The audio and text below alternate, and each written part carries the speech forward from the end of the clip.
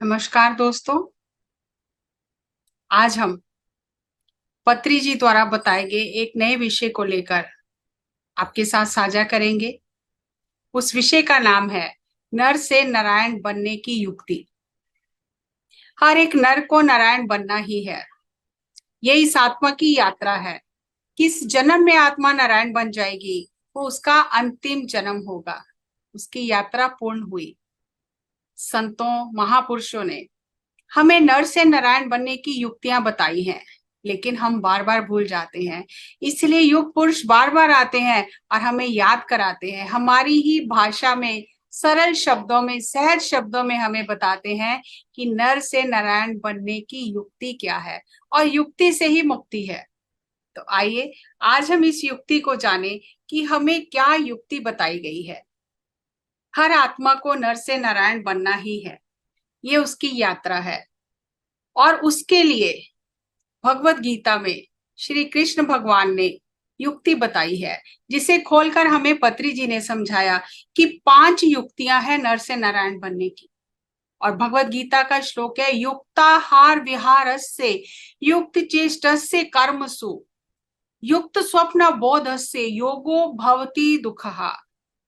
अयुक्ति से युक्ति में आना ही नारायण बनना है। इस भगवत गीता के श्लोक में 5 युक्तियां बताई गई हैं।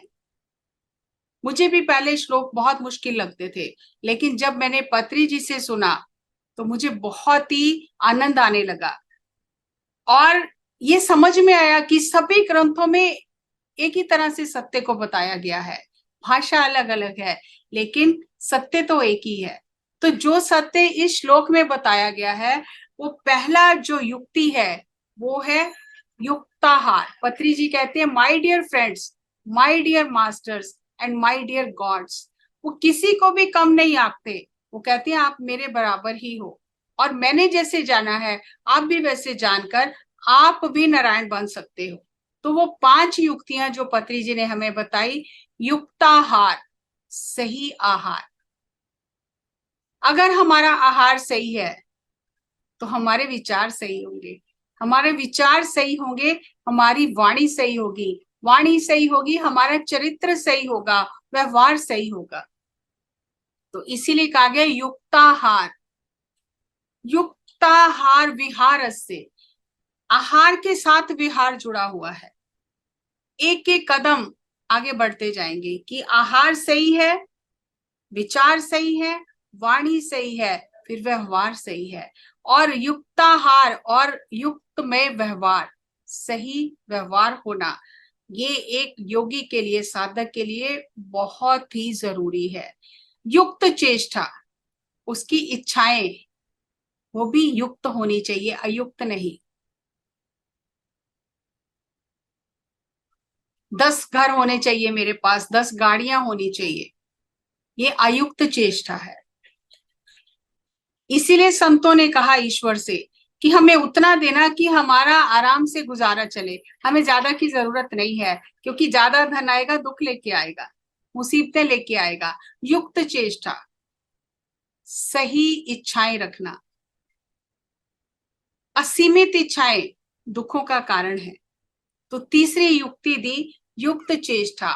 फिर अगर हमारा आहार सही है, व्यवहार सही है, हमारी इच्छाएं सही है, तो सपने भी सही होंगे। युक्त स्वप्न से स्वप्न भी सही होंगे।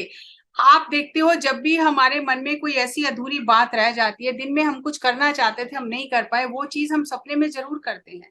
मान लो कि मेरा डोसा खाने का मन था और मैं 2-3 दिन से नहीं खा पाई, ऐसा बना ही नहीं कि मैं खा पाऊं, तो सपने में मैं जरूर खाऊंगी। जो चीजें दिन में अधूरी रह जाती हैं वो हम सपने में पूरी करते हैं। और अगर आहार सही है, व्यवहार सही है, इच्छाएं सही है, तो सपने भी सही होंगे, सपने भी गलत नहीं आएंगे। और जब सपने भी सही होंगे तो आत्मबोध भी सही होगा। ये 5 सीढ़ियां हैं, 1 2 3 4 5, ये जुड़ी हुई है, जिसकी जड़ आहार में है। अगर आहार ही सही नहीं है तो सब कुछ गलत हो जाएगा। आहार का बहुत ही ज्यादा महत्व है। इसीलिए कहा गया अन्नम पर ब्रह्म स्वरूपम। जिसने अन्न को जान लिया, अन्न की महिमा को जान लिया, उसने परमात्मा को जान लिया। इतना महत्वपूर्ण है अन्न। और इसीलिए जब कोई भी पहले किसी के घर से अन्न ग्रहण करता था, आजकल तो वो प्रैक्टिस ही छोड़ दी है हमने, तो कहते थे अन्नदाता सुखी भव, आशीष देते थे। अन्न का इतना महत्व है, जैसा अन्न वैसा मन। और इसी युक्ति को यहाँ श्री कृष्ण भगवान ने भगवत गीता में बताया कि आहार युक्त हो, व्यवहार युक्त हो, इच्छाएं युक्त हो, सपने युक्त हो, तो अवबोध मतलब आत्मबोध भी युक्त होगा। अब यहाँ पे आहार अयुक्त क्या है? तामसिक आहार, मांसाहार युक्त है। व्यवहार युक्त क्या है?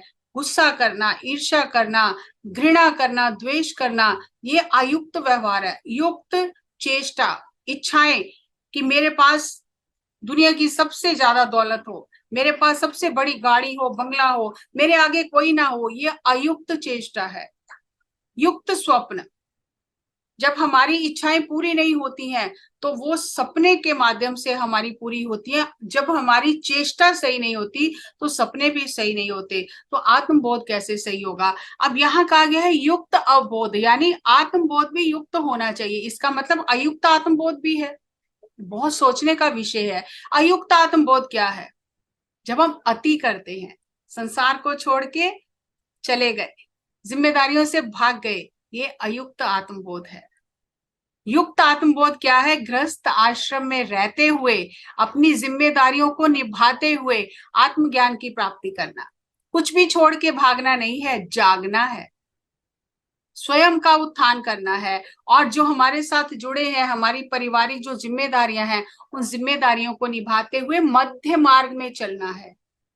अतियां करना ये युक्त आत्मबोध नहीं है। बहुत सारे लोग ऐसा करते हैं कि हम तो सोएंगे ही नहीं, जागते ही रहेंगे। अयुक्त है ये। दिन रात हम ध्यान करेंगे नहीं, वो स्वाभाविक ही होने लगता है। उसके लिए आपको करने की जरूरत नहीं है। आपको मध्य मार्ग का पालन करना है। ना ज्यादा खाना है ना कम खाना है, ना ज्यादा सोना है ना कम सोना है, ना ज्यादा बातें करनी है ना कम बातें करनी है। युक्ति में रहना है। युक्ति में रहना ही नर से नारायण बनना है। और आत्मबोध भी युक्त होना चाहिए। जितना बाहर जाना है उतना भीतर भी जाना है।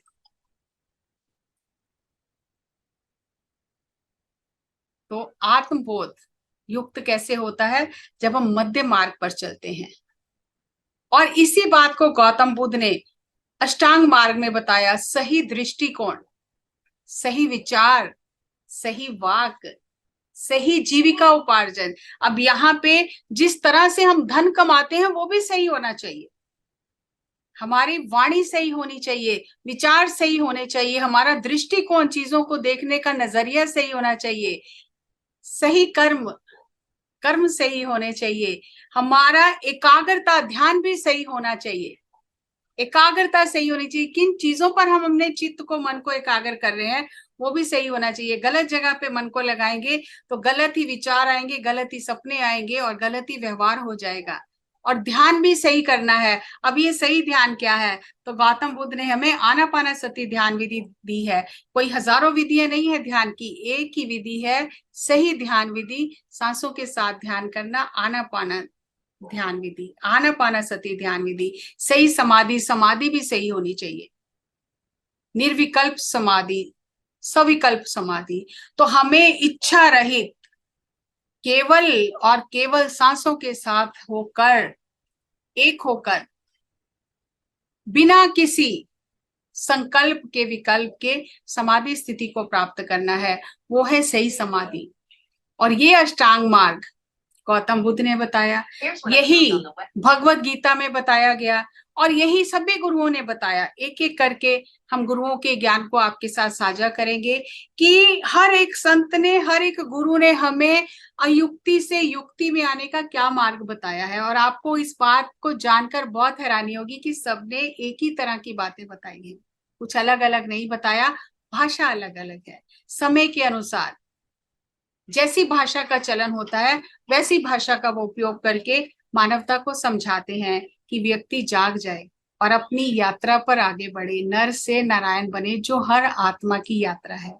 एक नए विषय के साथ पुनः आपके साथ मुलाकात करेंगे। तब तक नमस्कार, धन्यवाद। ऐसे और नए वीडियो देखने के लिए ध्यान ज्ञान संगम चैनल को सब्सक्राइब करें, अपने दोस्तों के साथ, मित्रों के साथ और रिश्तेदारों के साथ इसे साझा करें। नमस्कार, धन्यवाद।